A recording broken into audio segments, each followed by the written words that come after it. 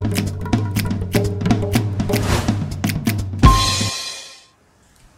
warahmatullahi wabarakatuh. Halo teman-teman semua, apa kabar? Nah, masih dalam suasana Lead from Home. Kita mau bahas bagian terakhir dari buku ini, Everyone Deserves a Great Manager. Oke, nah kita refresh dulu ya bahasan yang sebelumnya. Praktek yang pertama, Develop Leaders Mindset. Nah, mindset kita mesti dilatih supaya bergeser dari mencapai hasil hanya melalui diri kita sendiri menjadi mencapai hasil melalui orang lain. Apalagi orang lainnya sekarang jauh-jauh dari kita ya. Oke, praktek yang kedua apa itu? Hold regular one on one. Ya, untuk meningkatkan engagement tim kita perlu regular one on one. Nah, praktek yang ketiga, set your team to get result. Pastikan tim kita memiliki ownership terhadap targetnya dia dengan cara memastikan why, what, how dari targetnya bisa dia pahami dari sudut pandang dia. Yang keempat, create a culture of feedback. Berikan feedback secara reguler, feedback yang penguatan maupun feedback yang pengarahan. Ya, reinforcing sama redirecting feedback.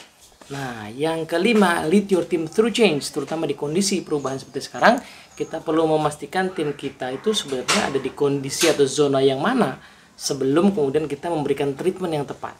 Ya kan, kata kuncinya sederhana, cepat-cepat menggeser atau dari kondisi status quo menjadi disrupsi masuk ke dalam zona adopsi. Di situ zona yang agak panjang, tapi disitulah mulai perubahan terjadi. Oke, nah ada praktek yang keenam yaitu adalah manage your time and energy. Nah, praktek ini penting ya, mengapa? Karena peran sebagai team leader itu menghendaki totally different practices ya, terutama 5 yang sudah kita pelajari sebelumnya, yang kita masih suka juggling antara kerjaan yang kita masih harus turun dengan kerjaan kita sebagai tim leader. Nah, padahal porsi sebagai tim leader harusnya cukup signifikan sehingga pelan-pelan tim kita juga akan lebih mandiri untuk mencapai targetnya masing-masing sehingga secara kolektif kita bisa capai target bersama. Nah, juggling antara dua peran ini nih yang perlu menghendaki kita praktek yang keenam, yaitu apa? Pertama, manage energi.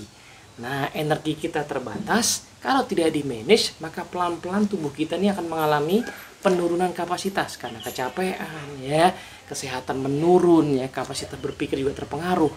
Maka untuk memanage energi, ada 5 hal yang disarankan. Nah, oke, yang pertama. Jadi, pertama adalah sleep.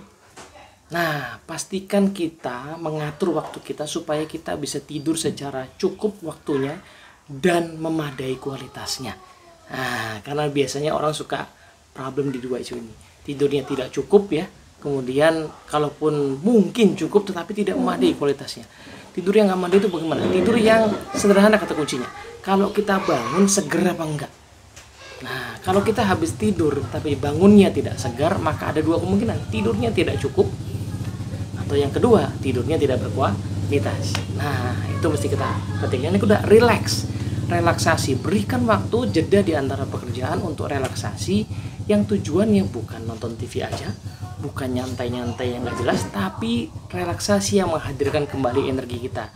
Misalnya dengan meditasi, berdoa gitu ya, beribadah yang dilakukan dengan mindful, kesadaran penuh sehingga akan menghasilkan energi baru. Yang ketiga, connect.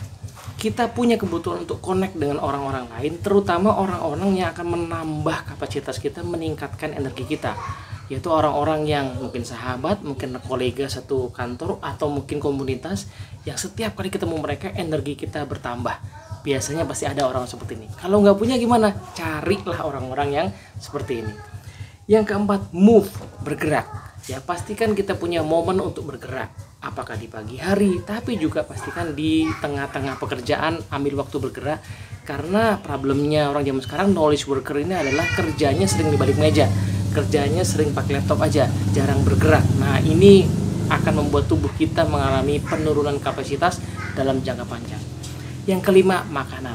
Nah, atur makanan yang meningkatkan energi kita. Manage energi ini gak main-main, karena dalam jangka panjang pekerjaan kita akan makin bertambah dan makin harus berjuggling dengan berbagai situasi lagi, yang kalau tidak sejak sekarang kita mainkan energi kita, maka kita akan mungkin kehabisan energi dalam jangka panjang. Sementara metabolisme tubuh terus berubah menurun gitu ya. Oke. Itu poin yang pertama, manage your energy. Poin yang kedua adalah manage your time. Waktu kita harus di manage pula. Mengapa? Sekali lagi, karena kita mesti juggling antara kerjaan kita yang mesti harus turun kadang-kadang dengan kerjaan kita sebagai team leader. Nah, gimana caranya untuk bisa memanage waktu kita? Nah, di sini ada tipsnya nih. Pertama adalah pastikan ya kita punya waktu tiap akhir minggu untuk membuat perencanaan minggu ke depan. Apa yang kita rencanakan? Dua hal. Aktivitas-aktivitas yang memang penting untuk kita turun langsung dan aktivitas yang penting untuk kita memanage tim kita. Jadwal-jadwal one on one mesti dimasukin. Kenapa? Karena dia kemungkinan kalah dengan jadwal rutin yang kita mesti turun langsung. Jadwal mau kasih feedback, jadwal mereview performance, jadwal untuk ngumpulin data untuk nanti kita pakai buat review kinerja, jadwal untuk menjelaskan why, what, how kepada tim kita, jadwal untuk mengevaluasi perilaku kepemimpinan kita minggu lalu. Nah, momen-momen yang penting ini perlu dijadwalkan, karena kalau tidak dia pasti kalah dengan aktivitas rutin kita yang lain. Nah, setelah kita buat aktivitas ini, yang kalau di dalam 7 Habit, oh ya, yang belum tentu 7 Habit, silahkan belajar 7 Habit, ada video beda bukunya juga ya. Nah, kalau kita sudah belajar 7 Habit, ada istilahnya big rocks, batu besar. Ini sebenarnya metafora. Jadi, waktu kita tuh suka dilambangkan dengan sebuah ember, yang kemudian akan kita isi dengan dua jenis batu. Batu pertama besar, batu yang kedua kerikil-kerikil kecil. Nah, kerikil kecil itu adalah ibarat aktivitas rutin kita yang sudah ada sehari-hari. Nggak usah dicari juga datang sendiri. Ya, mungkin kalau di kondisi kayak work from home sekarang agak jarang atau menurun lah. Tapi kalau kondisi normal, biasa kita datang ke kantor pasti banyak aktivitas rutin. Nah, bukan tidak penting ya, tapi ini hanya metafora bahwa kerikil kecil itu akan selalu ada. Nah, kerikil kecil akan selalu mengisi penuh ember kita dan tidak menyisakan waktu bagi hal-hal penting. Kapan kita mau one on one, kapan kita mau kasih feedback, kapan kita mau bikin perencanaan, kapan kita mau ngajarin tim kita tentang aktivitas manage your time and energy ini juga. Nah, ini mesti dijadwalkan duluan, lalu diletakkan dalam ember waktu kita itu. Masukkan dalam jadwal kita semua jadwal hal penting tadi, baru organize the rest. Nah, itu praktek yang kedua ya. Jadi praktek pertama tadi manage energi, praktek yang kedua manage time. Nah, praktek yang ketiga di dalam praktek ini ya adalah pastikan kita ajak tim kita juga melakukan dua hal tadi yang sama. Ajak mereka untuk manage energi mereka, connect, relaksasi, ingatkan mereka untuk melakukan itu. Jangan hanya tugas-tugas saja. Karena percuma ya, mesin yang tidak pernah dirawat tidak akan efektif dalam jangka panjang. Yang kedua, ajak mereka untuk meningkatkan kapasitas diri dengan cara meluangkan waktu-waktu yang penting untuk impact jangka panjang. Jangan hanya fokus menghabiskan waktu untuk aktivitas yang rutin, tapi aktivitas refleksi, aktivitas belajar, training, ya, luangkan waktu buat itu untuk sharing dengan anggota member kita. Nah, dalam jangka panjang praktek yang ke-6 ini akan memberikan energi bagi seluruh praktek yang lain, gitu ya. Oke, nah sudah tuntas bahasan kita Lead from Home menggunakan framework 6 Critical Practices for Leading a Team atau bukunya Everyone Deserves a Great Manager. Nah, kalau kita lihat ya, seluruh praktek ini sebenarnya terintegrasi yang akan memungkinkan kita tidak hanya bisa memimpin untuk masa kini, tapi juga masa yang akan datang. Tidak hanya tim kita sukses sekarang, tapi juga sukses nanti. Tapi kata kuncinya memang ada di judulnya, yaitu apa?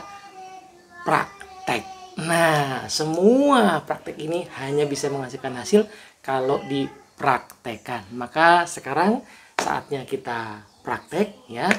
Boleh nonton lagi video-videonya kalau lupa, tapi segera praktekkan, segera lakukan. Kalau hanya ada satu hal yang bisa kita lakukan, that's good. Karena satu hal itu kalau dipraktekkan akan menghasilkan dampak yang akan mendorong kita mempraktekkan hal lain. Dan pada saat kita melihat bahwa kita mulai progressing, mereka pun akan terdorong untuk menjadi lebih efektif. Moga-moga manfaat. Assalamualaikum warahmatullahi wabarakatuh.